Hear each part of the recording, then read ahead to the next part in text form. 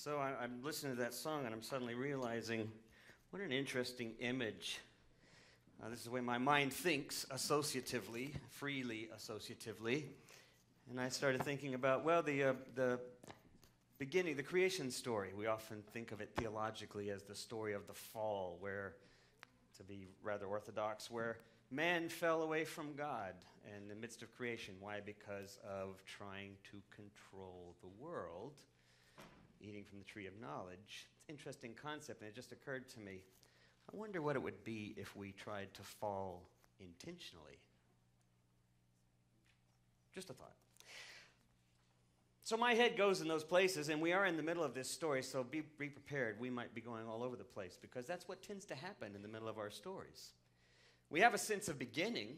We have a sense of how our stories begin. The great mythologist Joseph Campbell, like all of our writers who all agree with him, basically said that all myth, all narrative, all story falls in one form, that being the basic beginning, middle, and end. But the beginning, as I mentioned last week, is where the crisis happens. It's where the call happens. It's where that invitation happens, the person, the place, and the problem. And we spoke a little bit about sometimes that it seems like what may be the problem, in fact, is that we're looking at the world incorrectly. And with G.K. Chesterton, I sort of concluded with this idea that what's wrong with the world? Well, maybe I am. Maybe we are. Maybe it's a matter of how we see. Now, it's a lawyer in this story. You got to think I'm going to tell a lawyer joke, right? You'd be disappointed if I didn't. So I'll tell you one. You can stop me if you've heard it before. Thank you. So, a lawyer, a blonde, a rabbi, a priest, an Episcopalian, a Methodist, and a dog walk into a bar. And the bartender says, "What, this some kind of joke?"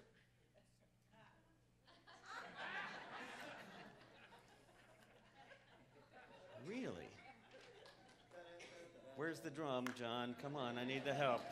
I need the support. All right, so I'll tell you one other one, and I hope I hadn't. I don't know if I've actually told this one or not, but this really fits well with this whole idea of what the Samaritan story, I think, is really about. So a fellow walks into a bar, and he's a traveling salesman, and it's up in Duluth or somewhere like that, kind of remote, and he figures he can pretty well gauge the people in the community, and so he looks around this community, and he's talked to a few people in sales, and he wants to set himself up right, be a part of the in group. And so he looks around, and he says, "Every last Democrat is a horse's rear end." And then he looks around and smiles. He figures he knows where he is. Well, they pick him up, they beat him to a pulp, and throw him out the door. He says, "Oh my gosh, I guess I figured this place wrong, but now I know," he thought. So next day, walks into the bar, looks around at all the people, smiles more confidently, and says, "Every last Republican is a horse's rear end." Well, they grab him up and they throw him out the door, beat him to a pulp. And he's sitting out there dusting himself off later that afternoon, and finally someone walks out and he says, "I don't understand. Who are you people?" And he says, "You don't know. This is horse country." How many of you been in that group? So we're in the middle of this story. And this is a story where we sort of have to struggle with something. If we've actually seen it, we really have to struggle with it. We never really come to fullness. We never really come to wholeness. We never really come to the kingdom if we haven't struggled with the crises. So I want to explore with you a little bit about the story unfolding. And this idea of this Good Samaritan story bothers me on a couple of different levels. It confuses me, actually, because I've heard it many, many, many times, and many of you know this story inward and outward and forward and backward. This lawyer goes and he's trying to test Jesus. Now, here's the other thing, too. It's only in the Gospel of Luke. So there was some early debate whether or not Jesus even told this story, except for the one fact that it connects so nicely to the great commandment, which is recorded by him saying in all the Gospels. And so this one has merit as being his voice. It also has merit because there's been many times where Jesus has indeed spoken with Samaritans, engaged in meals, in conversations, and healing of Samaritans. So this idea of the Samaritan being the subject of a parable fits very well with Jesus' technique of basically taking what you thought you knew and turning it upside down. And so a lawyer, someone who understands the law, asked him the question, what is the one thing? You ever wondered that? You ever thought to yourself, I could just have the one thing that really kind of answers all the questions?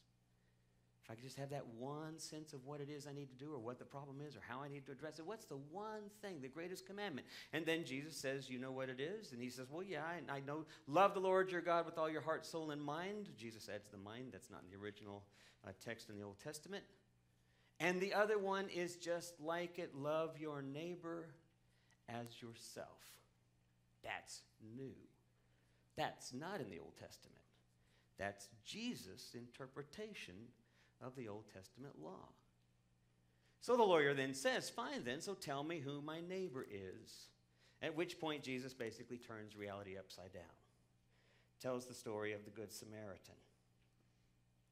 Now, every time I've heard this story and every time I've looked at this story, I've always thought to myself, this story is about doing good. This story is about helping those who are in need, those who are helpless, who are in the midst of problems or crises, reaching out to the poor, the hungry.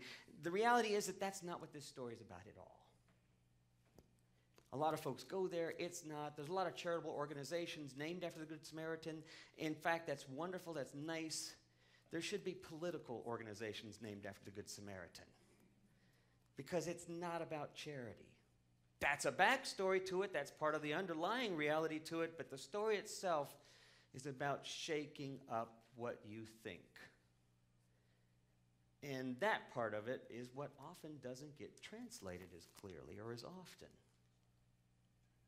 So Jesus tells the story that it's the Good Samaritan who finds this person along the side of the road between Jericho and Jerusalem, and a Levite goes by and a priest goes by, and all the assumptive people that you would think would be the holy, the mighty, the ones in power, the ones who should evidence the law, and they pass on the other side for any number of reasons, which actually are not bad reasons.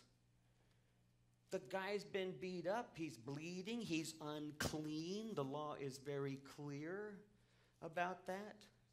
The road itself, I've never been to Jerusalem, but if you've ever been to Jerusalem, my wife tells me she's been on a couple of trips over there, and she says that is still a really treacherous road.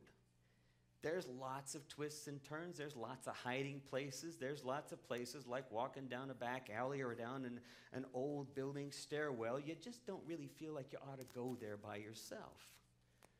Makes perfect sense that any one of these folks would just as soon cross over. Stay out in the open. Not deal with the unclean person. Not cross over with maybe they're heading toward temple. And then they've already done their ritual purification. Any number of good reasons not to do it. That's not the point of the story. Then Jesus says it's a Samaritan.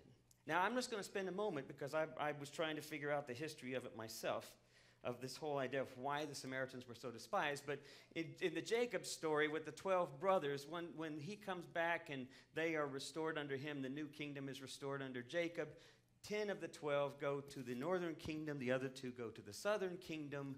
The Samaritans were a part of the southern kingdom. There were great battles that happened between the 2, conflicts for power and struggle.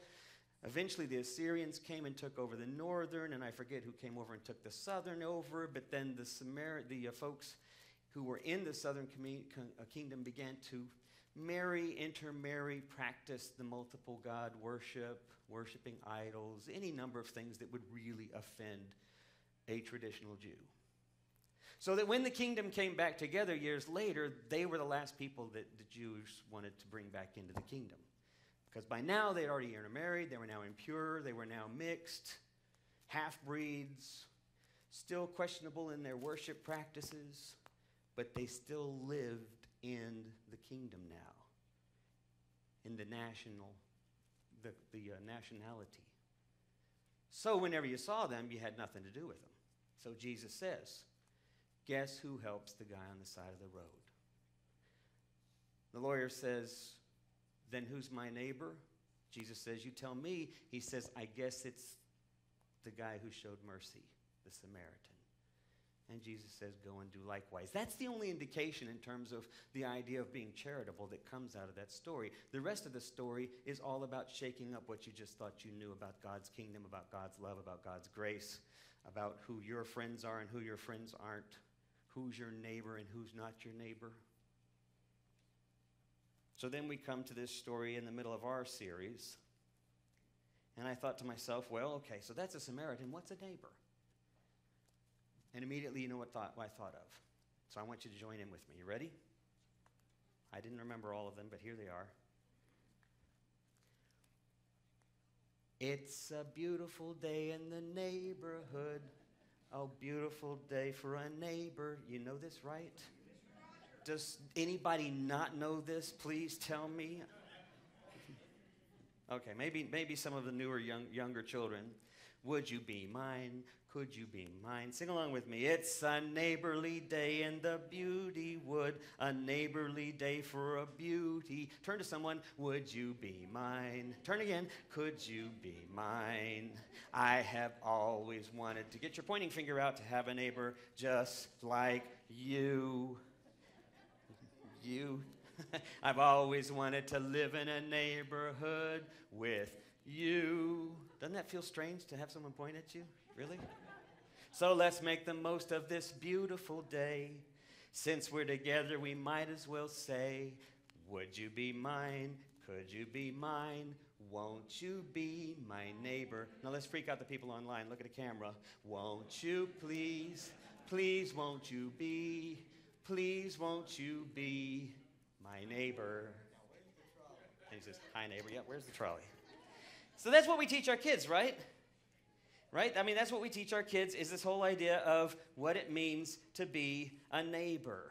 And the reality is that it's a good idea. But you know what neighbor simply means? In the oldest form of neighbor, it simply meant a peasant. It simply meant a peasant farmer.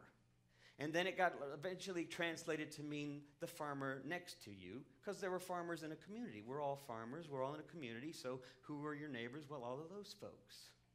It wasn't necessarily what Jesus meant in that time and age, because it hadn't been really interpreted that way, this idea that we have a neighborhood, this idea that we have neighbors who live next door or across the street from us. There's a lot of irony that goes into the backstories of the stories that we live out as people and as Christians. It's always interesting to me. And then you have these wonderful backstories, and I'm going to step on a few feet, I'm sure, maybe a few toes here, maybe online perhaps, but isn't it always fun to see the classes that get named after Bible stories? So you have Good Neighbors as a class. You have Koinonia as a class. Not just here. I mean, I've been in a number of churches. They're in all the churches. We have all these names. Charity, the charity class, the Good Word class. I mean, we have all these classes that are named after sort of these ideals. But the reality is, where is some of the best drama ever going to be experienced? In a Sunday school class? Anybody been there before? Nobody's willing to show their hands? Really, come on now. We've all known it. And the reason why it stands out like a sore thumb is because you're thinking this is the ideal of all places. Should it be happening here? And the reality is, well, yes, it should be, because a lot of the problem is not who we ascribe to, the beliefs we assent to. It's how we see. And until we change the way we see things, a lot of times we're going to fall prey to what it means to be human, to what it means to want to control our world. Because that's who we are. That's a part of our nature. It's the one thing that we're motivated by, this idea of fear, this idea of holding things together, this idea of how do I deal with insecurities, what am I supposed to be, all of the great existential questions. We deal with them by trying to control the realities around them. But that, of course, is also our greatest falling, our greatest failing. There's this wonderful thing in our brain that I read about recently. is called the medial prefrontal cortex. You've studied up on this?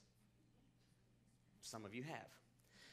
It's the part of our brain that, given the right moment, responds with feelings of affection, of care, of empathy.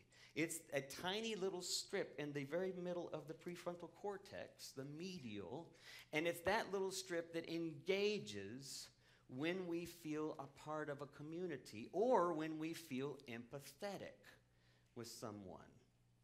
Now, the question is, and they've done research on this at Stanford and other places, but I was reading a study at Stanford in the social psych department, and what they've discovered is that it's not always clear which came first.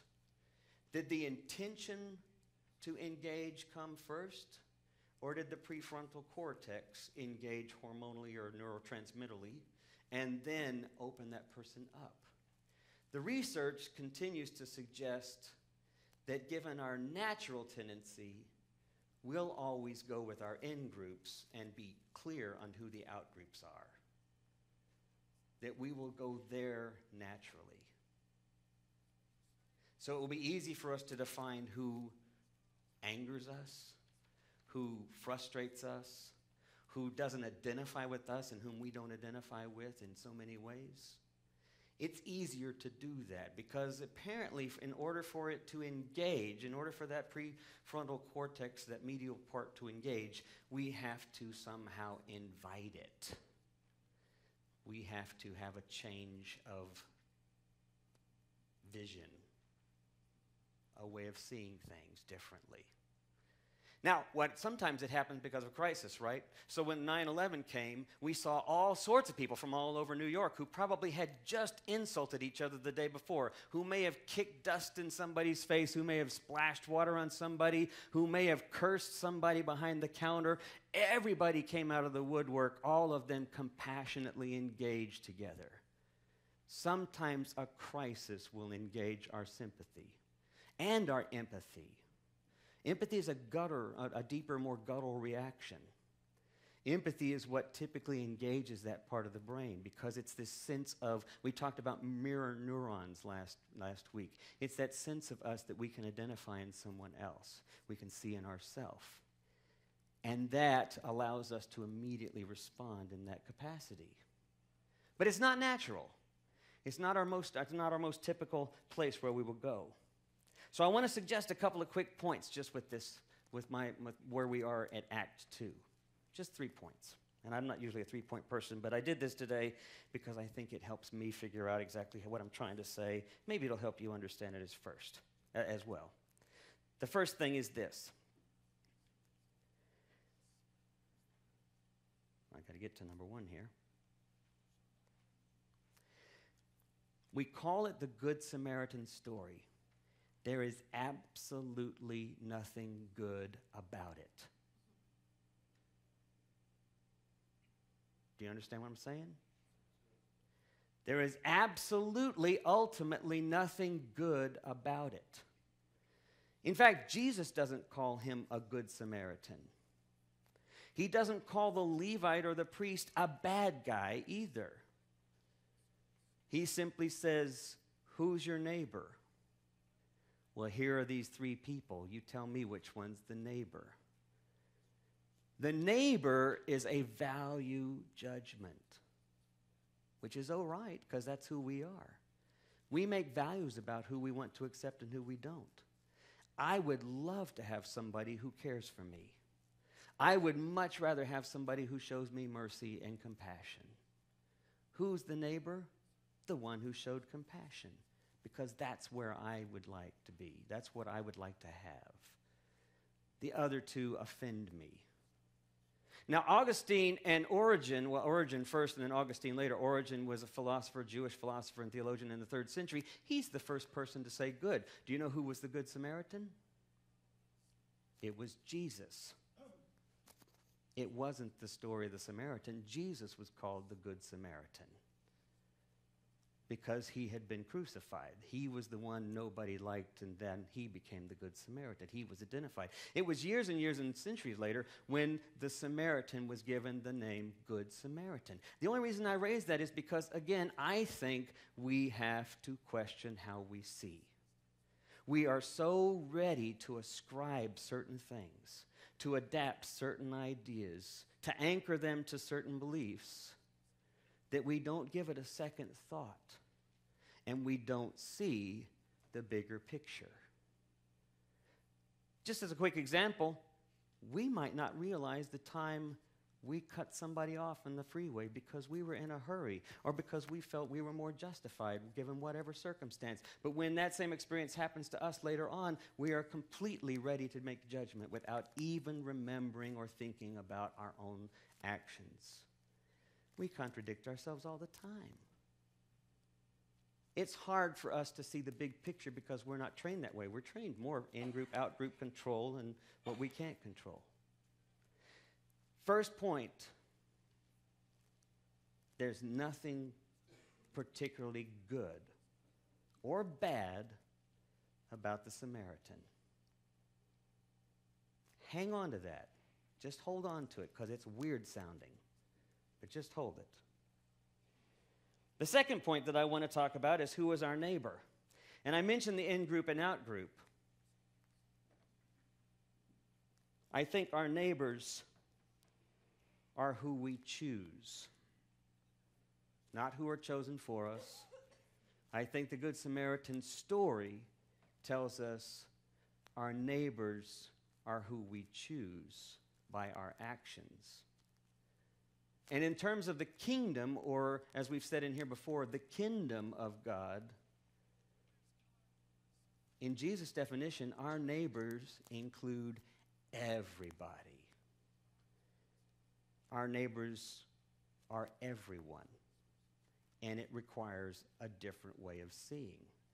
If you're a Republican, your neighbors are the Democrats. Feeling your blood boil? If you're a Democrat, your neighbors are those short-sighted Republicans who have as much vision as you do, perhaps, and you've never been able to see it. If you're wealthy, your neighbor may be that person who just annoys the heck out of you on the street. Your neighbor is whoever it is that you find yourself anxious against, anxious about. Now, Carl Jung, and I'm going to say this because I'm a psychology major, that was my background, and I did counseling for years, but Carl Jung always said that the one thing that we can learn in the process of individuation and the process of becoming whole, and what I like to think of in terms of is in the process of our faith maturing, the one thing he said that's a huge tool toward that development is to start to ask yourself, what is it about that person I don't like that's saying something about me? He called it the shadow. The prefrontal cortex would remind us that it's a part of our nature. We're going to stand off from things because of our desire to control, to be a part of in-groups, but the reality is we got so much in common. If I would just stop to see what it is that I'm not liking about it or it makes me uncomfortable about it, I'm probably going to learn a lot about me. So point two, who is our neighbor? Our neighbor is who we begin to choose to see. Everyone. And then the last point that I want to make, point number 3. Let me get here, right here. Well, there it is.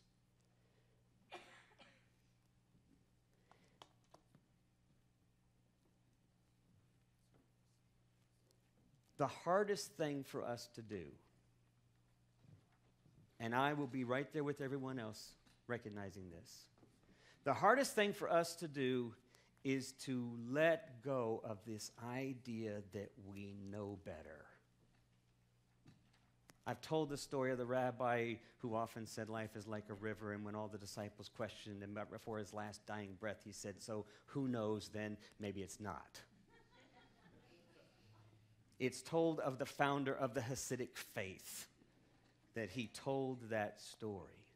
And I would venture to guess that even most of the Orthodox Jews, part of the Hasidic faith, have a hard time remembering that particular narrative. Who knows? But that's the hardest part for us, I think, sometimes, is letting go on purpose and just being present. To me, it's the middle of the story. It's where we find ourselves today. When we recognize we are accepted, we are loved by God, we are part of this amazing creation, it's a part of us, we are set with a very distinctive challenge that the lawyer unwittingly stepped into. And that is, all of these people are your neighbor. Start seeing it differently and go and do likewise. Just a hint ahead for next week. In the great classic idea of how stories develop, in all of the movies you've loved to watch, and all the books you've loved to read, and all the stories you've loved to hear, what always makes a story a strong, positive, even if it's a tragic story, a powerful, engaging experience that you don't ever forget, is that something changed. Something had to change in that character.